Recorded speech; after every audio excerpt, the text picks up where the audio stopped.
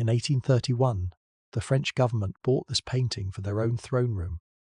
Within months, they hid it. It stayed mostly out of public view for almost 20 years banned, essentially by the same government that had purchased it. This is Liberty Leading the People, painted in 1830 by Eugène Delacroix, now hanging in the Louvre. It commemorates the July Revolution of 1833 days. The French still call Les Trois Glorieuses, the 3 glorious days when Parisians rose up and forced King Charles X from power. The spark was almost bureaucratic. On the 25th of July, 1830, Charles X signed 4 ordinances in a single stroke gutting press freedom, dissolving the elected chamber and rewriting the voting rules to crush what little opposition he had left.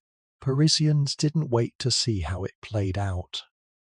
Within a day, journalists, students, and ordinary workers were building barricades in the streets.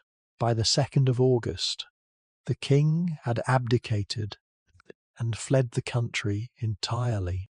At the centre, a woman personifying liberty strides over a barricade, tricolour flag raised in one hand, musket in the other, leading an armed crowd forward through smoke and rubble.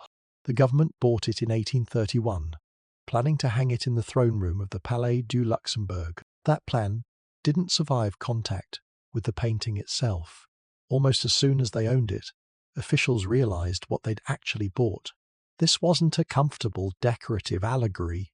It was a glorification of a popular uprising against a king, displayed by a government that had just installed a different king and had no interest in reminding anyone how easily crowds could remove one. The painting was taken down and largely kept out of public view for close to 2 decades. It reappeared briefly during the Revolution of 1848, and then was quietly stored away again once Napoleon III took power. A painting bought to celebrate the government's own origin story, hidden by that same government, because the story it told was apparently too dangerous to keep looking at. Delacroix himself never picked up a weapon during those 3 days. In a letter to his brother that October, he admitted as much directly. "I've embarked on a modern subject to barricade, and if I haven't fought for my country, at least I'll paint for her." Liberty herself caused a different kind of controversy. The moment the painting was shown, she isn't idealized the way allegorical goddesses usually were. Delacroix painted her bare, breasted, sweating, barefoot, striding over rubble, like an actual woman caught in an actual riot, not a marble statue come to life. Critics at the time reportedly found her vulgar, almost indecent, for exactly that reason. And here's the detail almost nobody expects. Despite how specific and real she looks, historians have never confidently identified an actual model. Most now believe she isn't a portrait of any one woman at all, just an idea, given a face convincing enough that people have spent almost 2 centuries looking for her real name. This wasn't the first time France had personified itself as a woman like this either.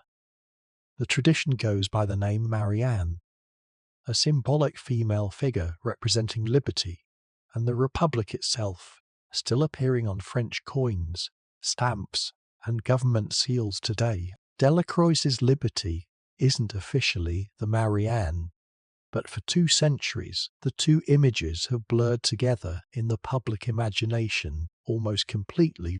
Now look just to Liberty's left at the man in the top hat and dark coat, gripping a musket.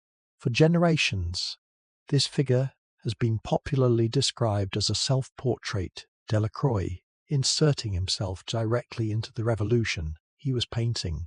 Most modern art historians have actually walked that claim back. Candidates like the theatre director Etienne, Arago, and the future Louvre curator Frederick Villot have both been proposed instead, and there is still no firm agreement on who he really is, a detail repeated in art books for nearly 2 centuries, and the scholars who study this painting most closely aren't even sure it's true. There is one figure here whose real story is stranger than fiction, and it connects this painting directly to a shipwreck. Delacroix had a close friendship with another painter, Theodore Géricault, the man behind the raft of the Medusa, painted a decade earlier. Delacroix didn't just admire that painting. He modelled for it. He's the young man lying face down in the foreground, arms stretched toward the viewer, one of the exhausted survivors on the raft itself. By his own account, Géricault let him see the raft of the Medusa while it was still unfinished in the studio, and Delacroix was so struck by it that he ran home afterward like a madman, unable to stop until he reached his own room 10 years later, painting his own masterpiece. He didn't forget it. Look again at the foreground corpse on the left of Liberty, leading the people stripped from the waist down. One sock still on. It's widely read as a direct visual echo of the bodies Géricault painted. On that raft, Delacroix, quietly signing his tribute into the base of his own revolution. On the other side of Liberty, there is a boy who became far more famous than Delacroix could have planned. He's young, holding 2 pistols, wearing a beret and a schoolboy's satchel, clearly meant to represent how many ordinary Parisians, including children, joined the fighting. More than 30 years later, in 1862, Victor Hugo published Les Miserables, and its most beloved character, the street urchin Gavroche, who dies on a barricade during a later Paris uprising, is widely believed to have been visually inspired by this exact boy. The uprising in Hugo's novel wasn't even this one. It's a smaller, failed rebellion from 1832, 2 years after the revolution Delacroix painted. But the image of a defiant kid with a weapon, born on this canvas, was strong enough to attach itself to a completely different uprising a generation later. A painting commemorating one uprising quietly shaped how the entire world would later picture a completely different one, right down to a fictional child dying the same way. This real one is shown fighting. So look at this canvas one more time. The flag, the smoke, the rubble, and every face hidden inside the crowd. A government that bought its own origin story, then hid it for 20 years because it worked too well. A woman everyone assumes was someone specific, who was probably never anyone at all. A supposed self-portrait that most experts now doubt. A corpse quietly borrowed from a shipwreck, painted by a friend. And a fictional street kid, born in a novel decades later, who may have first taken shape right here on a real barricade in real smoke. Even now, this image isn't fully settled. In 2018, an algorithm flagged Liberty's bare chest as inappropriate and quietly censored an ad built around this exact painting, nearly 200 years after a king's own government did almost the same thing, for almost the same reason. There is a small, almost funny irony buried in how France eventually made peace with it.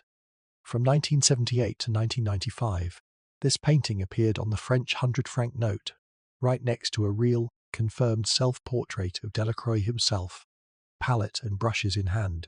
For decades, the country carried around a genuine Delacroix self-portrait and a disputed one, folded together in the same wallet, and most people never noticed the difference.